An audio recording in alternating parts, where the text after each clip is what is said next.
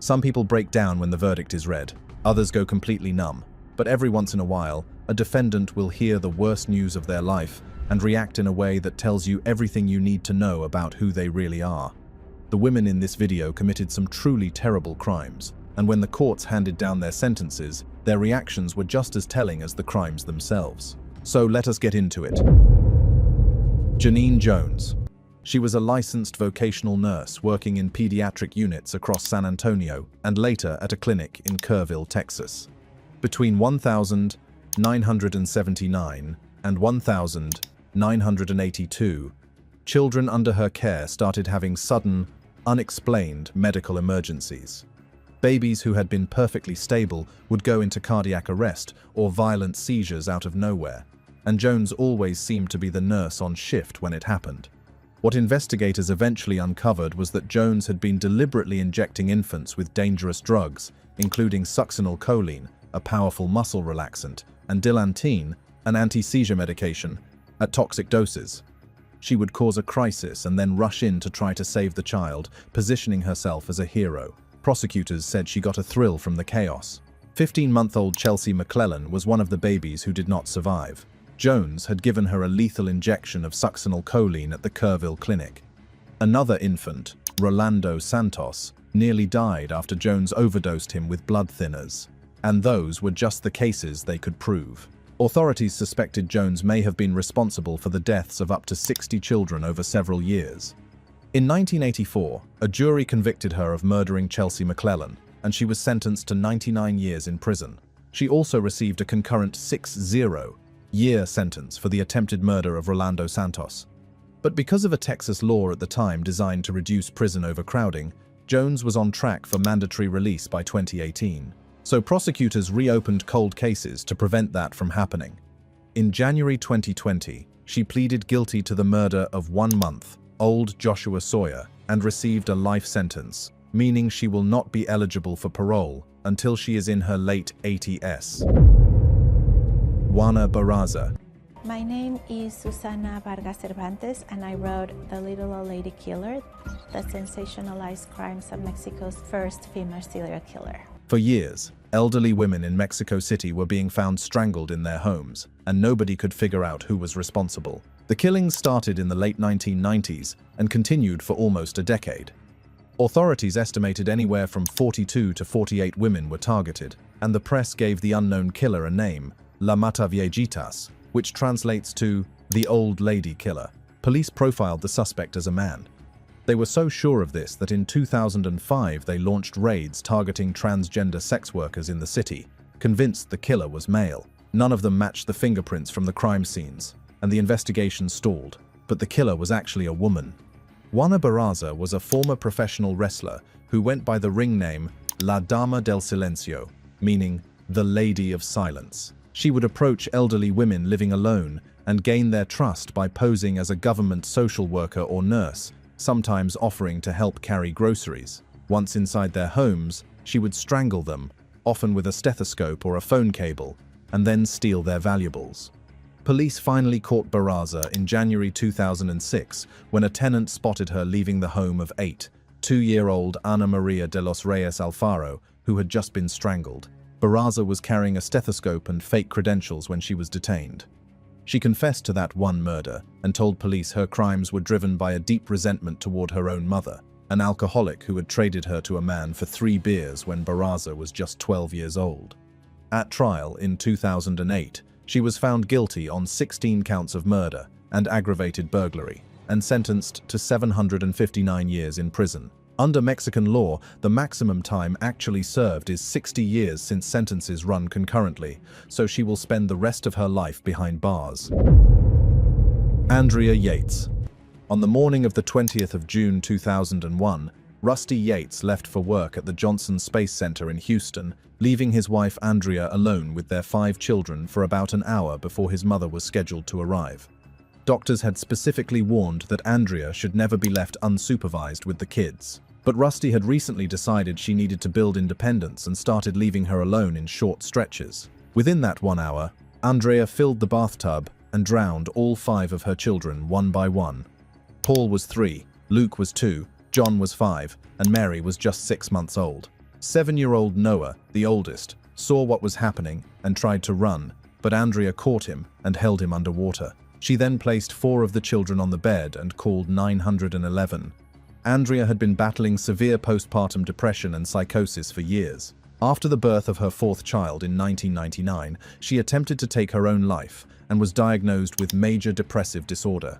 Her psychiatrist specifically warned the couple not to have more children because another pregnancy could trigger psychosis. They had a 5th child anyway. After her father passed in March 2001, Andrea's condition deteriorated rapidly. She believed Satan had entered her body and that her children were doomed unless she intervened. In 2002, a jury rejected the insanity defense and convicted her of capital murder. She was sentenced to life in prison with parole eligibility after 40 years. But that conviction was overturned on appeal because a prosecution witness, Dr. Park Dietz, had given false testimony about a Law and Order episode that never actually aired. At her 2006 retrial, the jury found Andrea not guilty by reason of insanity. She was committed to a maximum security psychiatric facility in Kerrville, Texas, where she remains today. Krista Pike. Can I please have my mom before I go? Mr. Bates, please hold Miss Pike in the dock. Please, let me just find my mom. Not only did prosecutors have a cheerful confession, police found a keepsake from the killing. It's okay, Mommy. She was 18 years old and enrolled in the Job Corps program in Knoxville, Tennessee, a federal training program for troubled teens. That is where she met 19-year-old Colleen Slemmer, who Pike became convinced was trying to steal her boyfriend, to Darrell Shipp. On the night of the 12th of January 1995, Pike, Shipp, and their friend Shadola Peterson lured Slemmer out to an abandoned steam plant near the University of Tennessee campus. They told her they wanted to make peace and offered her marijuana, but once they were alone in that isolated area, Pike and Shipp attacked. For about 30 minutes, they beat, slashed, and tortured Slemmer. Pike carved a pentagram into her chest with a box cutter. She ultimately crushed Slemmer's skull with a large chunk of asphalt, and then she kept a piece of the skull as a souvenir. Pike did not even try to hide what she had done. She went back to the dormitory and started showing off the skull fragment to other students. The sign-out log showed all 4 of them had left together and only 3 came back. Within 36 hours, police arrested Pike, Shipp, and Peterson. Detectives found the skull piece in Pike's jacket pocket. She confessed but claimed it had gotten out of hand and they only meant to scare Slemmer. On the 30th of March, 1996, Krista Pike was sentenced to death at the age of 20, making her the youngest woman sentenced to death in the United States since the reinstatement of capital punishment. She has been the only woman on Tennessee's death row for most of her 3 decades behind bars, and her execution is currently set for the 30th of September, 2026. Susan Atkins. And she was talking to me, and I remember that I felt nothing. I felt absolutely nothing for her. Think I could talk to you except through music. I told her that I didn't have any mercy on her. In the summer of 1969, a series of murders in Los Angeles sent the entire city into a state of panic. At the center of it all was Charles Manson and his so-called family, and Susan Atkins was one of his most devoted followers. On the night of the 8th of August 1969, Manson sent Atkins, Patricia Krenwinkel, Linda Kasabian, and Charles Tex Watson to 10050 Cielo Drive, the home of actress Sharon Tate and her husband. Director Roman Polanski. Polanski was away in Europe. Tate, who was 8.5 months pregnant, was home with friends. Watson, Atkins, and Krenwinkel entered the house while Kasabian served as a lookout, and all 5 people inside were brutally murdered. Tate reportedly begged to be spared long enough to give birth, but she was stabbed 16 times. Atkins later admitted to holding Tate down during the attack and used Tate's blood to write the word pig on the front door. The very next night, the group struck again at the home of Leno and Rosemary LaBianca, who were both stabbed to death. Atkins had also been convicted in the earlier murder of music teacher Gary Hinman. Throughout their trial, Atkins and her co-defendants disrupted proceedings, showed no remorse, and sang Manson's songs on their way to the courtroom. In March 1971, all of them were sentenced to death. But in 1972, the California Supreme Court invalidated all existing death sentences, and their punishments were automatically commuted to life in prison. Atkins spent nearly 4 decades behind bars, became a born-again Christian, and was repeatedly denied parole. By the end of her life, she was paralyzed over most of her body from brain cancer. She passed away on the 24th of September 2009 at the age of 61, still in custody. At the time of her death, she was the longest-serving female inmate in California. Tamara Samsonova. She was a 8-year-old retired hotel worker living in a quiet apartment building on Dimitrov Street in St. Petersburg, Russia. She spoke multiple languages, had a degree from the Moscow State Linguistic University, and by all outward appearances seemed like an ordinary grandmother. But in July 2015, a passerby found human remains wrapped in a shower curtain near a pond behind Samsonova's building. The body belonged to 7-9-year-old Valentina Ulanova, a friend and neighbor who had been letting Samsonova stay in her apartment while renovations were done on Samsonova's place. When the work finished, Samsonova refused to leave, and the two women started arguing. After one final dispute, Samsonova traveled to the town of Pushkin and convinced a pharmacist to sell her the prescription drug phenazepam. She crushed over 50 pills into an Olivier salad, Ulanova's favorite dish, and served it to her. Security cameras in the building captured Samsonova leaving the apartment 7 times in one night, carrying large plastic bags. When police searched the apartment, they found a hacksaw still covered in blood and diaries written in Russian, English, and German that described 11 separate killings. Investigators also suspected her of being responsible for her husband's disappearance years earlier. His body was never found. When she appeared in court, Samsonova told the judge she was guilty and deserved punishment, then smiled and clapped when told she would remain in custody. A forensic psychiatric evaluation determined she suffered from paranoid schizophrenia and was a danger to herself and others. She was declared unfit for trial and sent for compulsory psychiatric treatment at a specialized hospital in Kazan, where she remains under investigation in connection with as many as 14 murders. Emilia Carr. This case started with a love triangle that spiraled completely out of control. Emilia Carr had been engaged to a man named Joshua Fulgham in November 2008, but just 1 month later, Fulgham turned around and married another woman, 6-year-old Heather Strong. Even after the wedding, Carr stayed in contact with the couple and babysat Strong's 2 children. But the situation was volatile. In January 2009, Fulgham was arrested for threatening Strong with a shotgun, though the charge was later dropped after Carr reportedly threatened Strong with a knife to force her to withdraw the complaint. Carr and Fulgham eventually rekindled their relationship while Strong began seeing someone else, and a bitter custody battle over the children followed. In February 2009, Heather Strong disappeared after leaving work. Her body was found a month later in a shallow grave near a storage trailer in Boardman, Florida. Carr and Fulgham had lured Strong to the trailer. Fulgham held her down while Carr taped her to a chair. They forced Strong to sign a document giving Fulgham custody of the children. Then Carr placed a garbage bag over Strong's head while Fulgham held it in place and wrapped tape around her neck. She died of asphyxiation. Carr was 8 months pregnant at the time. Both were convicted of first-degree murder and kidnapping. In February 2011, Carr was sentenced to death, becoming the first woman sentenced to death in Marion County, found that death sentences require a unanimous jury, and Carr's jury had voted 7-5. Rather than hold a new penalty trial, the state resentenced her in May 2017 to life in prison without parole. Rebecca Frick. On the 24th of August 2018, a heated argument broke out between 24-year-old Rebecca Frick and 38-year-old Michelle Muir at a Shell gas station in Erie, Pennsylvania.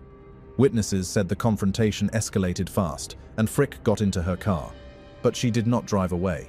According to police and security footage, Frick intentionally drove her vehicle into Muir at the intersection of East 6th and Wallace Streets.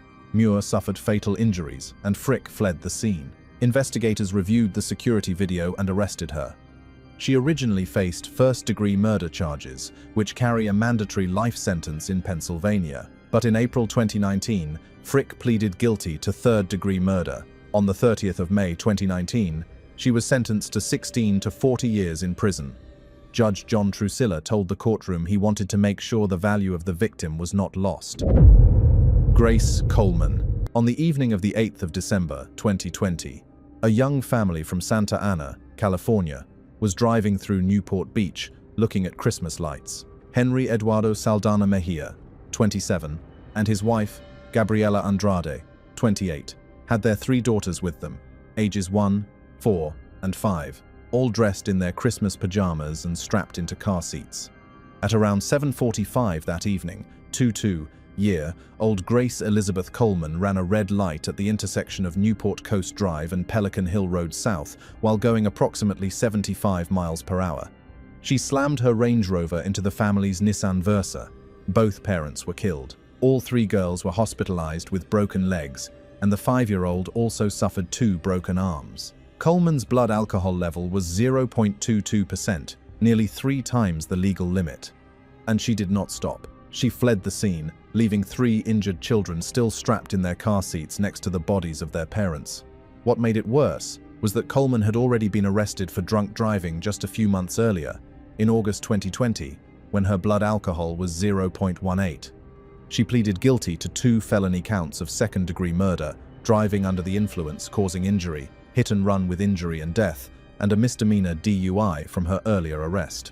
On the 29th of July 2022, she was sentenced to 21 years to life in prison. Devin Michaels. In August 2023, Henderson, Nevada, police discovered the body of 46-year-old Jonathan Willett inside his mother's home. His body had been doused in chemicals, and he had been decapitated. His head was never recovered. The investigation quickly focused on Devin Michaels, a 47-year-old former adult film star who had been in an on-and-off relationship with Willett and had 2 young daughters with him. But here is where it gets complicated. Michaels had also married Willett's adult son, DeVere. At the time of the killing, Willett had recently been granted sole custody of their daughters. She said he went limp and stopped moving. But she denied decapitating him, even though forensic experts testified a knife and mechanical saw had been used. Police found Willett's phone in Michaels' car with blood on it and his social security card in her purse. Michaels initially agreed to a plea deal for second-degree murder but withdrew it, insisting she could prove her innocence at trial. A jury convicted her of first-degree murder with a deadly weapon in November 2025 after roughly 2 hours of deliberation. On the 8th of January 2026, she was sentenced to 28 years to life in prison. Taylor Parker. This is one of the most disturbing cases on this list. In the months leading up to October 2020, Taylor Parker, then 29, had been telling her boyfriend and everyone around her that she was pregnant. She faked ultrasound images, wore prosthetic bellies, and even held a gender reveal party. But she was never actually pregnant. On the 9th of October 2020, Parker went to the home of 21-year-old Reagan Simmons Hancock in New Boston, Texas. The 2 women knew each other, and Parker had even taken Reagan's engagement and wedding photos. Reagan was about 34 weeks pregnant with a baby girl the family planned to name Braxlyn Sage. Parker attacked Reagan inside her home, beating, stabbing, and strangling her. Reagan's 3-year-old daughter was in the house at the time. Using a scalpel, Parker cut the baby from Reagan's body and fled with the infant. A Texas state trooper pulled Parker over for speeding and erratic driving. He found her covered in dried blood, holding a baby in her lap with the umbilical cord still attached. Parker and the baby were taken to a hospital in Idabel, Oklahoma, where medical staff immediately determined Parker had not recently given birth. The baby did not survive. In October 2022, a Bowie County jury convicted Parker of capital murder after about an hour of deliberation. The sentencing phase lasted 25 days and included 142 witnesses. In November 2022, she was sentenced to death. In November 2025, the Texas Court of Criminal Appeals upheld the death sentence unanimously. Monica Cementilli. Present, all counsel present, jury and officer present. Good morning. Juror number 10, I understand the jury has reached... Fabio Cementilli was a well-known name in the beauty industry. The Canadian-born hairstylist had built a career working with celebrities and served as vice president of education for beauty giant Coty Inc. He lived in the Woodland Hills neighborhood of Los Angeles with his wife Monica and their 2 teenage daughters. On the 23rd of January 2017, just days before the couple's 20th wedding anniversary, Fabio was found stabbed to death on the patio of his own backyard. Police initially thought it might have been a botched home invasion, but that theory fell apart when they noticed Fabio was still wearing an $8,000 Rolex on his wrist. Monica had been having an affair with Robert Baker, a convicted sex offender and former adult film actor she met at a gym. Prosecutors proved that Monica and Baker conspired to have Fabio killed so she could collect on a $1.6 million life insurance policy. On the night of the murder, Monica left the front door unlocked so Baker and a third accomplice, Christopher Austin, could enter.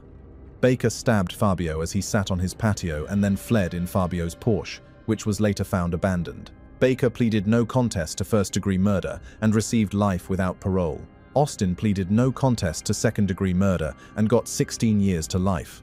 At Monica's trial, Baker took the stand and tried to exonerate her, saying he killed Fabio on his own because he wanted Monica all to himself. The jury did not buy it. They found her guilty of first-degree murder with special circumstances of financial gain and lying in wait. On the 23rd of June 2025, she was sentenced to life in prison without parole. Maria Chataleon. It happened in February 2008. Police responded to reports of a shooting and found 36-year-old Marcos Salas. For decades, a stretch of Drew Street in the Glassell Park neighborhood of northeastern Los Angeles was one of the most dangerous blocks in the city, and the person running it was Maria Chataleon. She was the matriarch of a sprawling criminal family and the leader of the Drew Street clique of the Avenues gang. Leon, a mother of 13, ran a massive operation out of a heavily fortified compound that included drug distribution, extortion, witness intimidation, and violence. When police eventually raided the compound, they found surveillance cameras, a shrine to the patron saint of drug trafficking, and a weapons stockpile that included a Tech 9 machine gun, a rifle, explosive devices, and a stun gun. The LAPD had tried for years to dismantle the operation, but the family seemed untouchable. It took a massive federal effort to finally bring her down.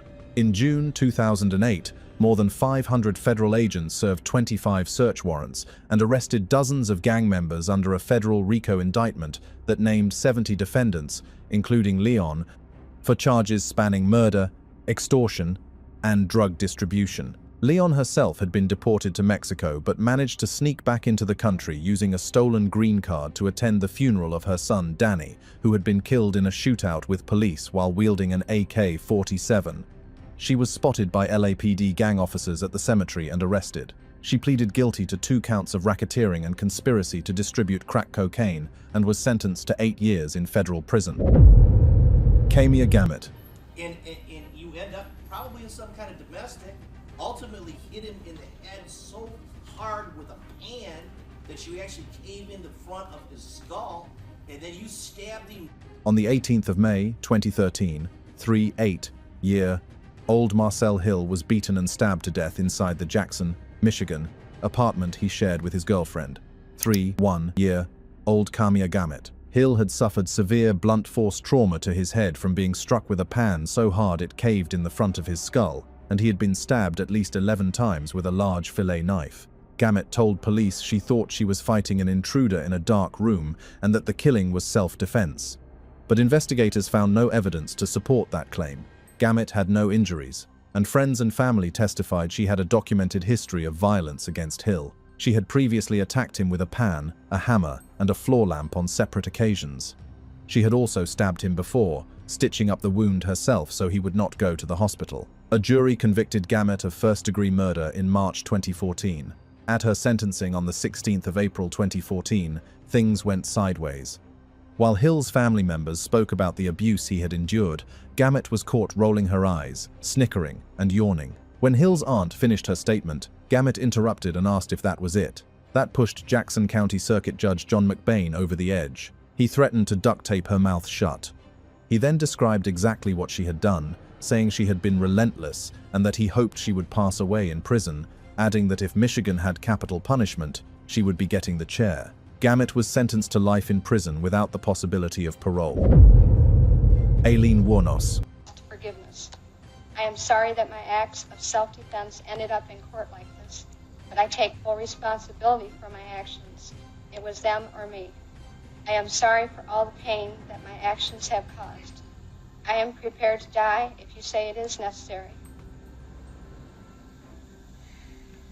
But I am not. By pleading guilty, it appeared that Lee Warner. Between late 1989 and the fall of 1990, 7 men were found dead along highways in central Florida, all of them shot. The victims were middle-aged motorists, and for a while law enforcement had no idea they were dealing with a serial case. That person responsible was Aileen Wuornos, a woman who had been working as a sex worker along Florida's interstates.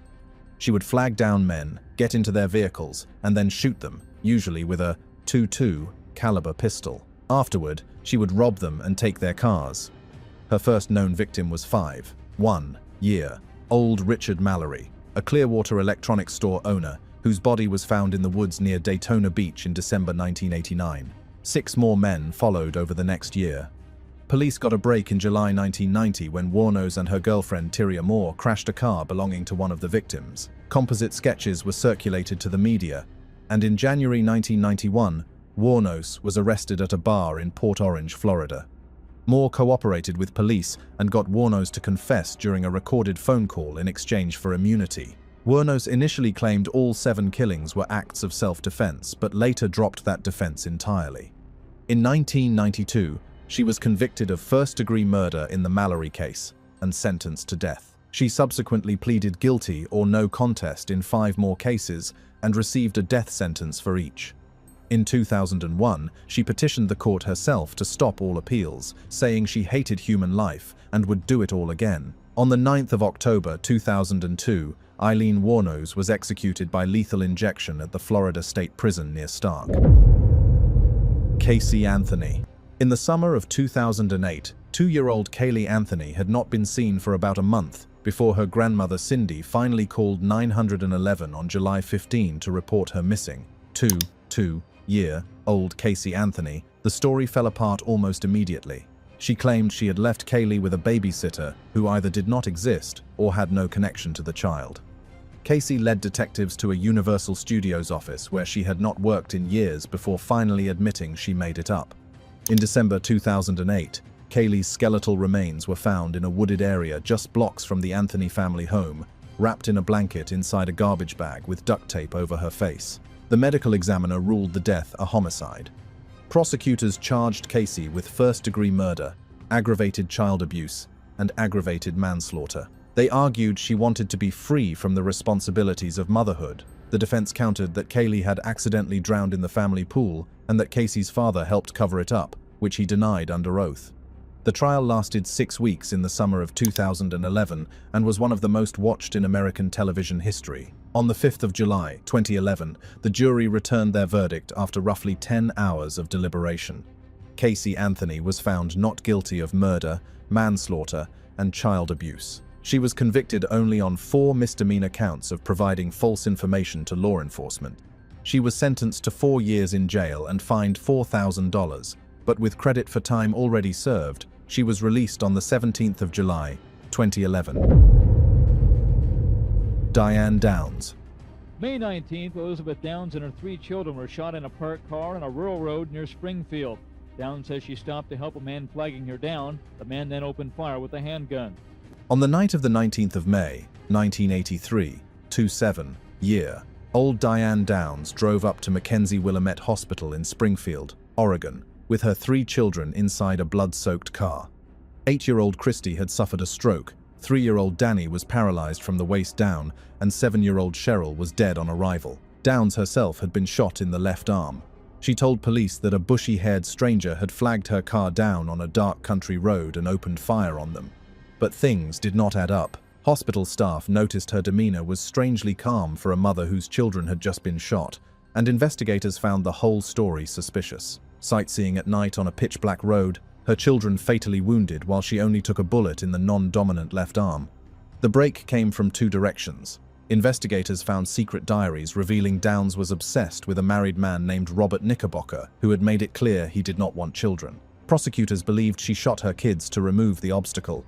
And then Christy Downs, after months of speech therapy to recover from her stroke, was finally able to testify and told the court her mother shot them. Downs was arrested on the 28th of February 1984 and tried in May.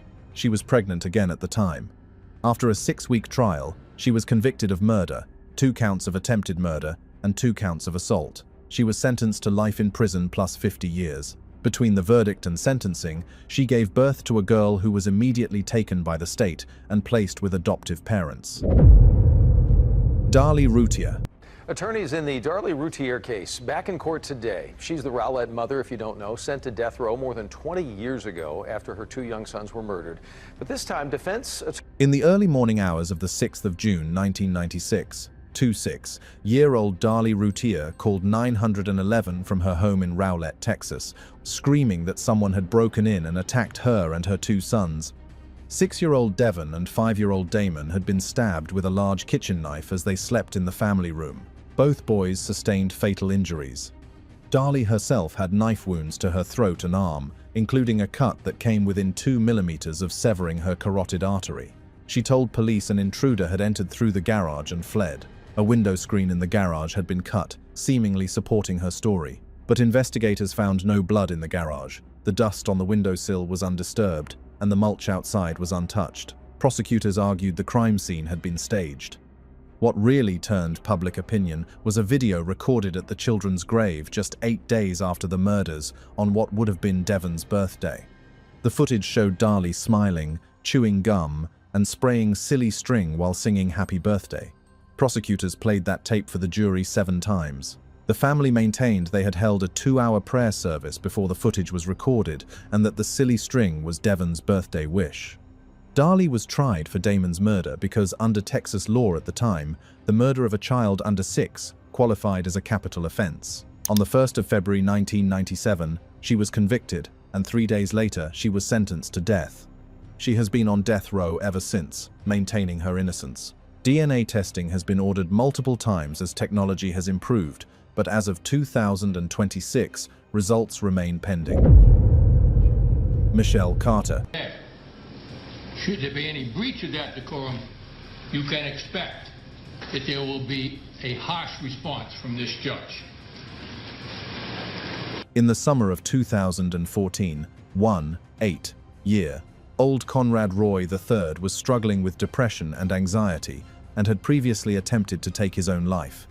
He had found treatment and had family who loved him, but he also had a girlfriend named Michelle Carter, who was 17 at the time. Their relationship was conducted almost entirely through text messages, and over the course of weeks, Carter sent Roy hundreds of texts. Some of them initially appeared supportive, but as time went on, the messages shifted. Instead of encouraging him to seek help, Carter began pushing Roy toward ending his life. She grew impatient when he hesitated and researched methods to share with him. On the 12th of July 2014, Roy sat in his truck in a Fairhaven, Massachusetts, parking lot and filled the cab with carbon monoxide. At one point, he got out of the vehicle and called Carter. She told him to get back in. He did. He was 18 years old. Investigators discovered the text messages and arrested Carter in February 2015 on involuntary manslaughter charges. Her case went to a bench trial, and Judge Lawrence Moniz found her guilty in June 2017, describing her conduct as reckless. He specifically pointed to the phone call where she instructed Roy to get back in the truck. Knowing his fears and his hesitation, Carter was sentenced to 2.5 years in prison, with 15 months to be served, and the remainder suspended, followed by 5 years of probation. She began serving her sentence in February 2019 and was released early in January 2020 for good behavior.